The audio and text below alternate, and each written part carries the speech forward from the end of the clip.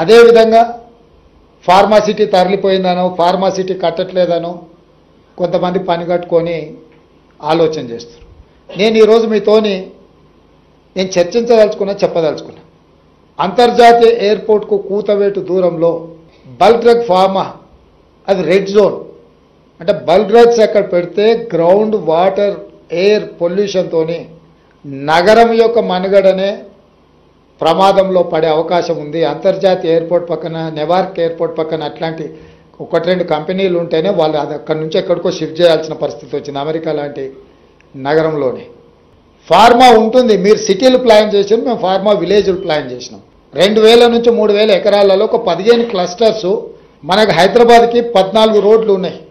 National highways అనుకోండి, state highways అనుకో, అంటే హైదరాబాద్ బెంగళూరు కావచ్చు, హైదరాబాద్ విజయవాడ కావచ్చు, హైదరాబాద్ నాగార్జున సాగర్ కావచ్చు, హైదరాబాద్ ముంబై కావచ్చు, నాగ్పూర్ కావచ్చు, గుల్బర్గా కావచ్చు. ఇట్లా ఈ రోడ్లల్లో ఎయిర్పోర్ట్ నుంచి 1 అవర్ లోపల రీచ్ అయ్యే ఏరియాల ఫార్మా విలేజ్లు 2000 ఎకర్స్ నుంచి 3000 ఎకర్స్ ఏరియాస్ని అన్నిటిని కూడా డివైడ్ చేసి ఒక 10-15 ఫార్మా విలేజ్లు డిజైన్ చేసి ఒక 10 కంపెనీలనో 15 కంపెనీలనో ఒక్కొక్క ఏరియాలో పెడితే అక్కడ పొల్యూషన్ కానీ అక్కడ లివింగ్ స్టాండర్డ్స్లో ఉత్తగా ఇండస్ట్రీస్ పెట్టి వెళ్ళిపోకుండా అక్కడ ఉండేవాళ్ళు ఒక గేటెడ్ కమ్యూనిటీ లాగా అక్కడనే ఉండాలి. అక్కడనే స్కూల్స్ ఉండాలి, అక్కడనే హాస్పిటల్స్ ఉండాలి, అక్కడనే షాపింగ్ మాల్స్ ఉండాలి, అక్కడనే వాళ్ళు జాబ్ చేసుకునే ప్రాంతము ఉండాలి. అట్లా ఇవ్వాలన్నది మా ఆలోచన.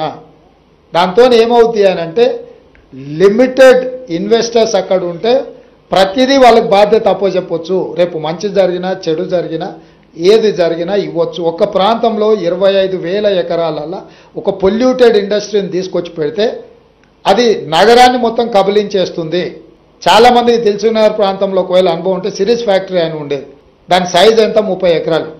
కానీ 30 ఊర్లను అతలాకుతలం చేసి ఆ ఫ్యాక్టరీ ఎత్తేసినాక 10 ఏళ్ళకు కూడా అక్కడ బోర్ వేస్తే ఆ నీళ్లతో వంట వండుకుంటే పసుపు బియ్యం మనము సారబెట్టుకుంటే పచ్చ బియ్యం వండుకున్నట్టు ఆ నీళ్ళతో వంట వండితే అట్లుండేది.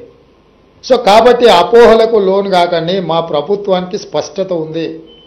స్పష్టమైన విధానాలు మాకు అర్థం కాకపోతే మీలాంటి అర్థమైన వాళ్ళని పిలిచి కూర్చోబెట్టుకొని మాట్లాడతాము. మేమే మేధావులమని ఇంట్లో కూర్చొని మేము అనుకోము. నేను రాజకీయంగానే నాకు అవగాహన ఉంది. అది నా వృత్తి.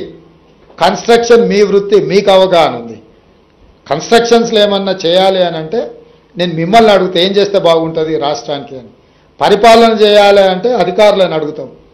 ఇంకేదైనా నిర్ణయాలు తీసుకోదలుచుకుంటే మహేందర్ రెడ్డి గారు లాంటి సీనియర్ నాయకులను పరిపాలన అనుభవం ఉండి 40 సంవత్సరాలు హైదరాబాద్ రంగారెడ్డి ప్రాంతంలో ప్రతి ప్రాంతం పట్ల అవగాహన ఉంది. ఏ ప్రాంతంలో ఏది పెడితే ఏ ప్రజలకు ప్రయోజనం ఉంటుందో వారి లాంటి అనుభవజ్ఞుల నుంచి సలహాలు తీసుకుంటాం.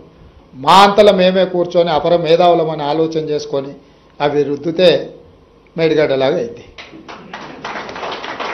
కాబట్టి అట్లాంటి పని చేయదలుచుకోలేదు మా ప్రభుత్వము. 2 రోజులు ఆలస్యమైన అనుభవజ్ఞులతో మాట్లాడతాము, వాళ్ళ సలహాలు సూచనలు తీసుకుంటాము. మేము ఓపెన్ మైండ్తో ఉన్నాము. మాకు బేసజాలు లేవు. ఎవరిదైనా సలహా వింటే మనం చిన్నోళ్ళం అవుతామని అనుకోము. ఎవరైనా సలహా ఇస్తే అనుభవజ్ఞుడు సలహా ఇస్తే అది ఉపయోగపడితే అది రాష్ట్రానికి ఉపయోగపడితే అది మాకు ప్రయోజనం, రాష్ట్రానికి ప్రయోజనం. రాజకీయంగా మాకు ప్రయోజనం, ఆర్థికంగా రాష్ట్రానికి ప్రయోజనం ఉంటుంది.